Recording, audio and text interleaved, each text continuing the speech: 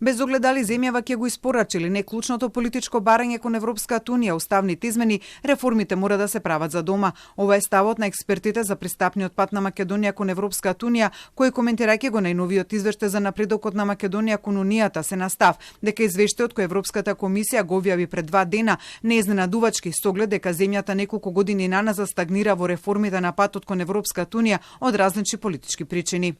Не ни оди никому во прилог ако продолжиме уште долго време, како што веќе во место одиме во лер, да го повторуваме тоа прашање на фрустрација, не се фер према нас и така натаму. Мислам дека токму и на претходната емисија кај вас тоа го говоревме, мислам дека сите сватија и од надвор дека не биле фер.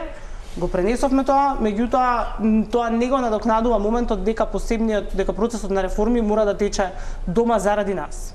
Правосудните реформи се тесно поврзани со процесот на пристапување Велика Царска и тоа мора да се прифати, далеко од дневно-политичките проценки кои се прават. Индикатор за тоа на каде ќе се движи владата е дали ќе ги предвиди средствата за овие закони во буџетот за 2026 година. Ако не ги предвиди, тогаш ќе имаме голем проблем и нема да може да се поместиме тука.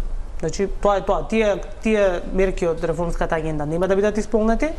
Според неа, ако земјава во иднина не напредува во поглавијата 23 и 24 правосудство и фундаментални права, комисијата може да го постави прашањето како ние би ги воделе преговорите, бидејќи тие поглавја се основите на првиот кластер од преговорите.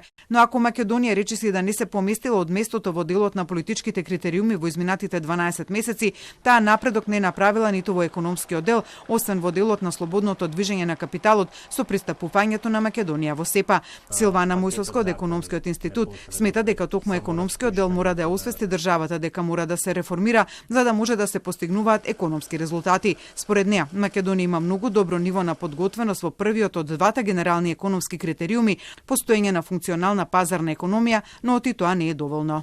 Вториот критериум веќе капацитет на државата за справување со конкурентскиот притисок на унијата бележи многу послаби резултати, затоа што тука се гледа моќта на економијата, на нашето стопанство, да излезе на пазарот на Европската унија и да се бори со таа конкуренција таму.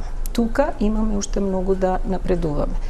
Според експертите за европските интеграции, извештајот за напредокот на земјава е еден од најважните инструменти кои го насочува европскиот пат на Македонија и со кој државата може да ги спроведе реформите и како такви треба да се сватат препораките кои документот ги содржи.